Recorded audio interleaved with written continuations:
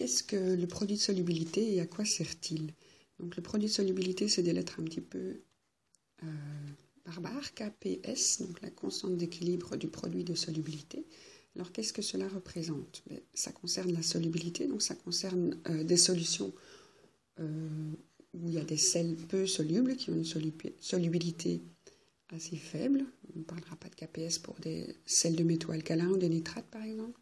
Donc quand vous avez une certaine solubilité pas trop grande, vous atteignez assez facilement une solution saturée. Donc une solution saturée, c'est une solution dans laquelle il reste un solide en excès. Et en même temps, il y a des ions en solution et en permanence, c'est un équilibre dynamique. Donc le sel solide se redissout, les ions se reprécipitent, mais il y a un équilibre atteint. Alors, qui dit équilibre dit constante d'équilibre. Donc si par exemple on considère du chlorure d'argent solide, en équilibre avec ces ions, donc vous voyez qu'on écrit l'équation de solubilisation, pas d'équation de précipitation. Attention au sens de l'écriture de l'équation. Donc on considère la mise en solution d'un sel qui a atteint un équilibre. Cet équilibre peut être caractérisé par une constante d'équilibre depuis qu'on la connaît depuis longtemps. Donc la constante d'équilibre, ça a toujours été les produits sur les réactifs. Donc ici, les produits sont des ions. S'il y avait des coefficients, si on avait des indices et des coefficients, on devrait les indiquer en exposant. Ce n'est pas le cas ici. Donc on multiplie les deux produits qui sont les ions et d'habitude on doit diviser par le réactif. Mais je vous rappelle que quand on avait un solide dans une équation d'équilibre, on ne l'écrivait pas parce que les concentrations à l'état d'équilibre ou les concentrations de cours pour les solides sont toujours des constantes. Donc on n'écrit pas le solide et dans les équations de solubilisation, ce sera toujours un solide. Donc il n'y aura jamais que des ions multipliés. Donc c'est pour ça que ça s'appelle un produit de solubilité. Donc c'est les abréviations ici. Donc le KPS d'AgCl, à quoi ça sert? Donc c'est dans le tableau périodique, c'est à l'arrière, dans une grande colonne verticale, et ça parle de tous les sels peu solubles. Il y en a vraiment beaucoup, malgré qu'on n'ait pu vous dire que tous les sels se dissociaient facilement dans l'eau. Ils se dissocient facilement jusqu'à un certain point. Alors ça va nous servir deux utilités. Le KPS, ça sert à trouver S, oui, bon. Trouver la solubilité, donc trouver la quantité maximale, les Cmax, les gamma max pour les ions. Et l'autre chose, c'est de savoir si on a atteint ce maximum, donc si on a une saturation ou pas. Donc, on va passer en revue ces deux utilités. Donc, pour retrouver le S, comment va-t-on faire à partir de cette multiplication de concentration? Mais il faut s'imaginer qu'on a mis une certaine quantité X très importante, on tente, certaine quantité X tentée. Et que va-t-il se passer? Donc on n'a pas encore d'ion dans la solution. Elle va se dissoudre.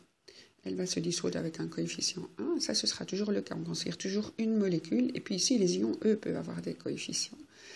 Ici, il n'y en a pas. Donc on va pouvoir le solubiliser. Mais on va la solubiliser jusqu'à quelle quantité? Le maximum. Pour atteindre l'équilibre, on va atteindre le maximum. Et le maximum, ça s'appelle S. C'est la solubilité. Alors, S en nombre de moles, S en concentration, on est dans un seul volume, donc on peut considérer des concentrations dans un problème stoichiométrique. Lorsque le volume est constant, je ne sais pas trop où trouver de la place, donc si V constant, probe stoichiométrique avec C, c'est permis.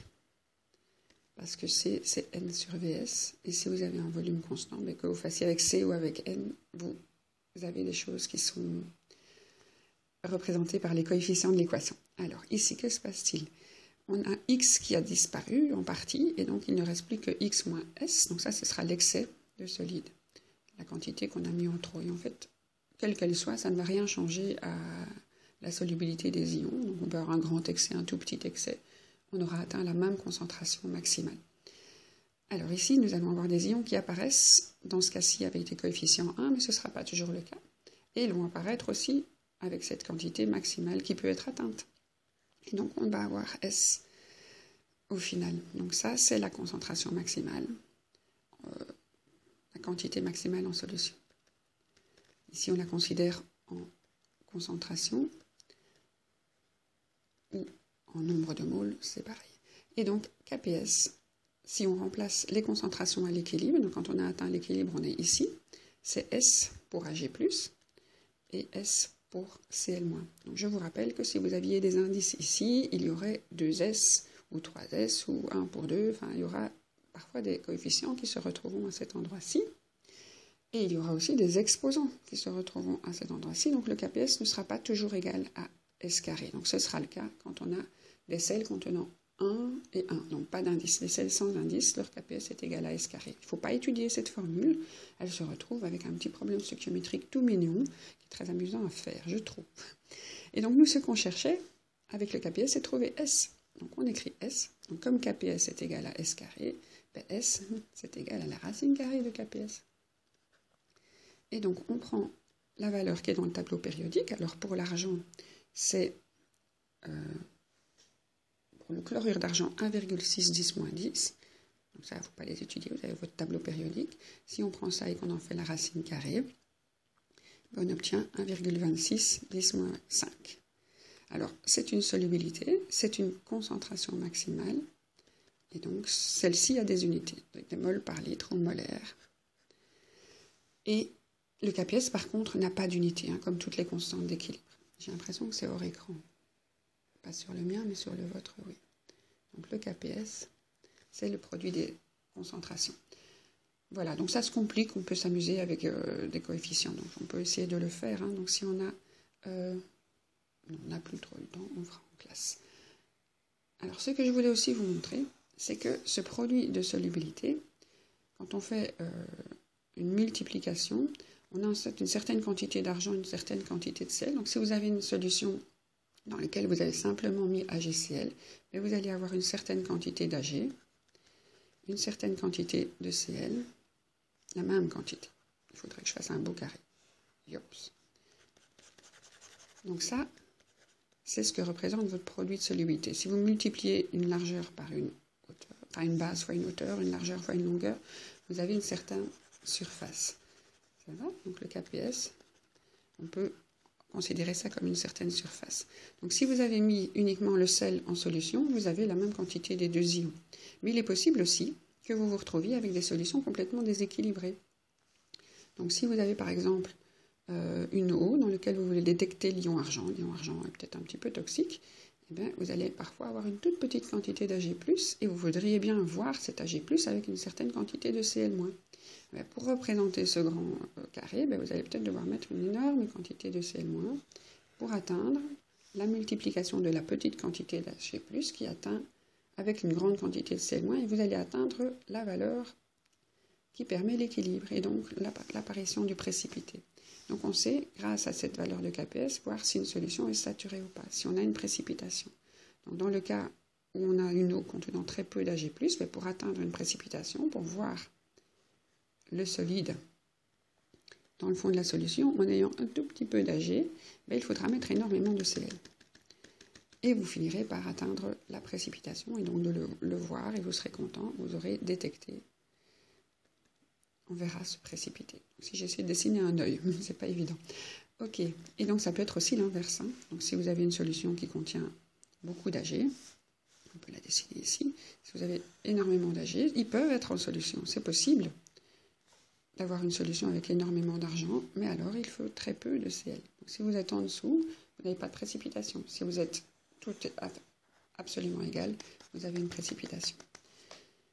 Ok, et donc on va pouvoir calculer précipitation ou pas. Est-ce que les concentrations vont atteindre une précipitation? Donc ça, c'est le deuxième type d'exercice qu'on peut faire. Donc si vous avez un exercice où on vous dit il y a une certaine masse, un certain nombre de moles, une certaine concentration massique ou une certaine concentration molaire, et vous savez que vous savez passer de l'un à l'autre, une certaine concentration réelle en ion Ag+. Donc vous avez dans l'eau, par exemple, 1 microgramme d'argent par litre. Donc si vous avez même un dixième de microgramme par litre, donc vous avez en fait, donc ça c'est la masse qu'on vous dit vous avez d'argent dans une eau, et on peut donc diviser par la masse molaire, et vous allez avoir une certaine concentration réelle. Donc vous avez ceci comme information pour votre argent, et vous avez donc une eau inconnue par exemple, et vous allez aussi pouvoir calculer une concentration réelle pour votre chlorure de test. Vous avez une solution de chlorure de test 0,1 molaire par exemple, et vous avez...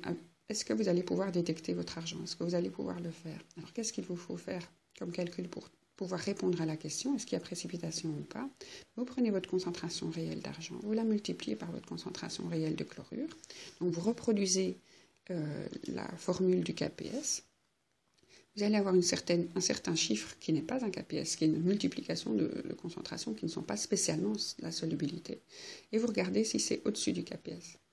Donc si votre surface que vous avez tentée est plus grande, vous allez avoir un excès. Si vous êtes en dessous du KPS, donc si vous avez une surface trop petite, vous n'avez pas atteint la quantité qu'il faut pour voir le précipité, vous n'avez pas de précipitation. Donc si vous êtes au-dessus, c'est précipitation. Si vous êtes en dessous, c'est pas de précipitation, vous n'avez pas assez.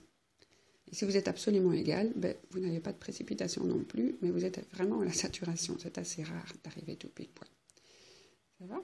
Donc avec ceci, donc on ne calcule pas le KPS avec les concentrations réelles, mais on le compare au KPS.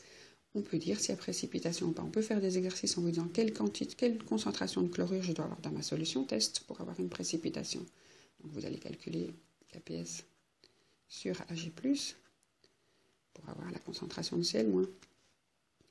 Et là, ce sera la concentration minimale à ajouter à la solution.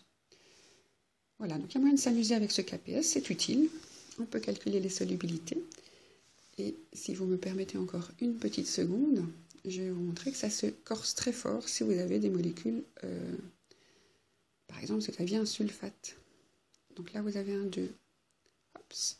Et si vous avez un 2, vous avez un 2 ici, vous avez un 2 ici. 2. Le coefficient se reproduit.